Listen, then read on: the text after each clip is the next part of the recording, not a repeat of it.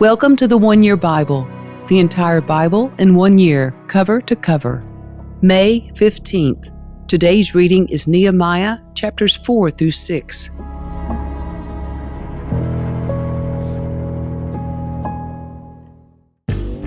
Sanballat was very angry when he learned that we were rebuilding the wall. He flew into a rage and mocked the Jews, saying in front of his friends and the Samaritan army officers, "What does this bunch of poor, feeble Jews think they are doing?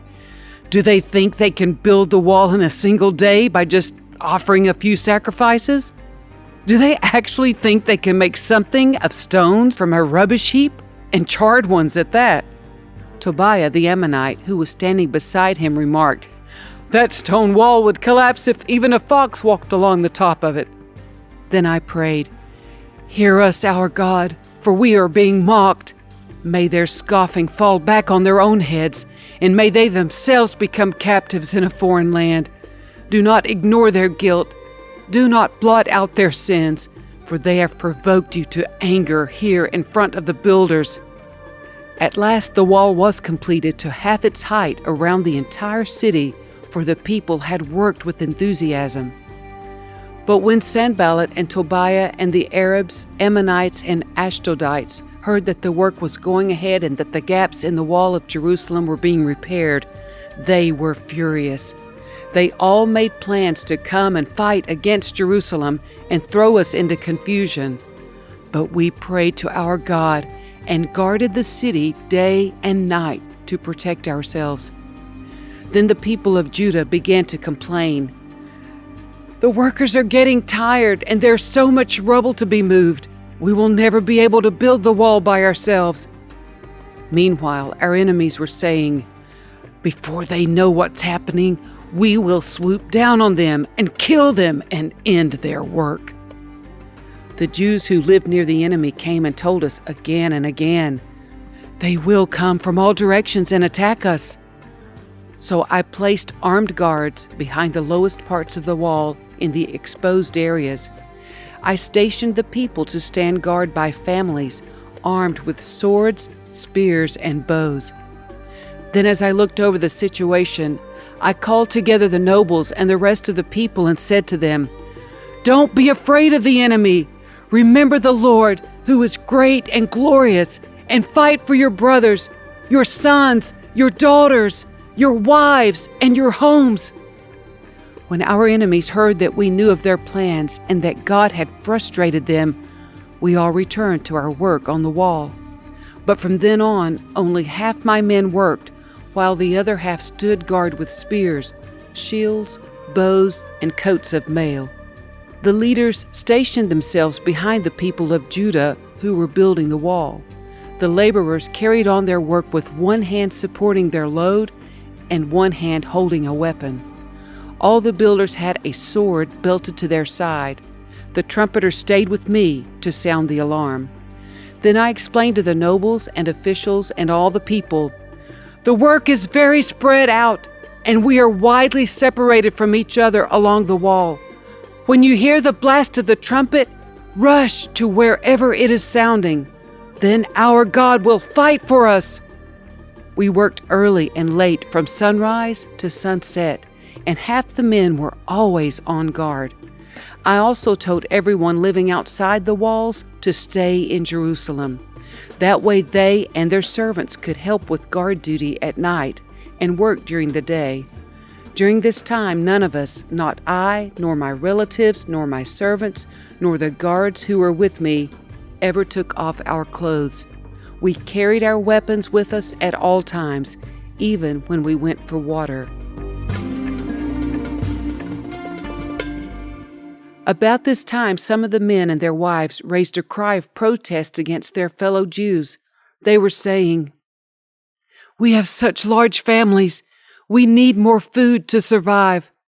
Others said, "We have mortgaged our fields, vineyards, and homes to get food during the famine." And others said, "We have had to borrow money on our fields and vineyards to pay our taxes. We belong to the same family as those who are wealthy, and our children are just like theirs. Yet we must sell our children into slavery just to get enough money to live.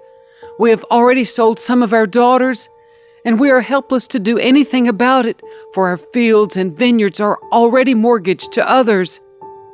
When I heard their complaints, I was very angry. After thinking it over, I spoke out against these nobles and officials. I told them, "You are hurting your own relatives by charging interest when they borrow money." Then I called a public meeting to deal with the problem. At the meeting, I said to them, "We are doing all we can to redeem our Jewish relatives who have had to sell themselves to pagan foreigners, but you are selling them back into slavery again. How often must we redeem them?" And they had nothing to say in their defense. Then I pressed further, "What you are doing is not right. Should you not walk in the fear of our God in order to avoid being mocked by enemy nations? I myself, as well as my brothers and my workers, have been lending the people money and grain. But now let us stop this business of charging interest. You must restore their fields, vineyards, olive groves, and homes to them this very day, and repay the interest you charged when you lent them money, grain, new wine, and olive oil." They replied, "We will give back everything and demand nothing more from the people. We will do as you say." Then I called the priests and made the nobles and officials swear to do what they had promised.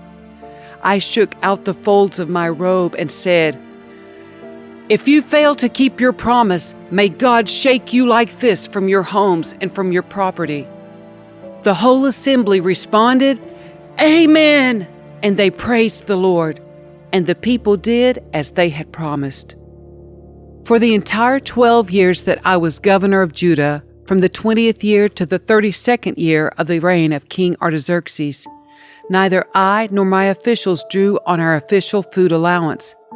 The former governors, in contrast, had laid heavy burdens on the people, demanding a daily ration of food and wine, besides 40 pieces of silver. Even their assistants took advantage of the people. But because I feared God, I did not act that way. I also devoted myself to working on the wall and refused to acquire any land. And I required all my servants to spend time working on the wall. I asked for nothing, even though I regularly fed 150 Jewish officials at my table, besides all the visitors from other lands. The provisions I paid for each day included 1 ox, 6 choice sheep or goats, and a large number of poultry. And every 10 days we needed a large supply of all kinds of wine. Yet I refused to claim the governor's food allowance because the people already carried a heavy burden.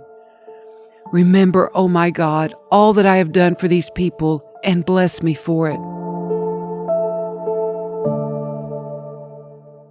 Sanballat, Tobiah, Geshem the Arab, and the rest of our enemies found out that I had finished rebuilding the wall and that no gaps remained, though we had not yet set up the doors in the gates.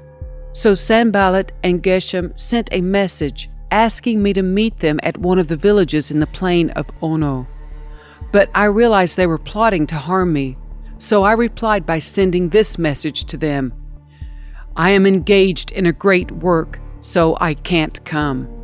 Why should I stop working to come and meet with you?" 4 times they sent the same message, and each time I gave the same reply. The 5th time, Sanballat's servant came with an open letter in his hand, and this is what it said: "There is a rumor among the surrounding nations, and Geshem tells me it is true, that you and the Jews are planning to rebel, and that is why you are building the wall.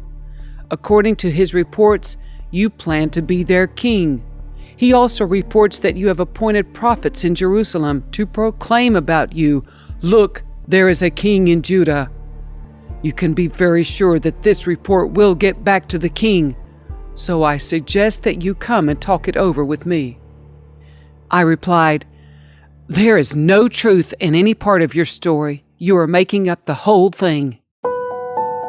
They were just trying to intimidate us, imagining that they could discourage us and stop the work, so I continued the work with even greater determination. Later, I went to visit Shemaiah, son of Delaiah and grandson of Mehetabel, who was confined to his home. He said, "Let us meet together inside the temple of God and bolt the doors shut. Your enemies are coming to kill you tonight." But I replied, "Should someone in my position run from danger? Should someone in my position enter the temple to save his life? No, I won't do it." I realized that God had not spoken to him, but that he had uttered this prophecy against me because Tobiah and Sanballat had hired him. They were hoping to intimidate me and make me sin. Then they would be able to accuse and discredit me. Remember, O my God, all the evil things that Tobiah and Sanballat have done.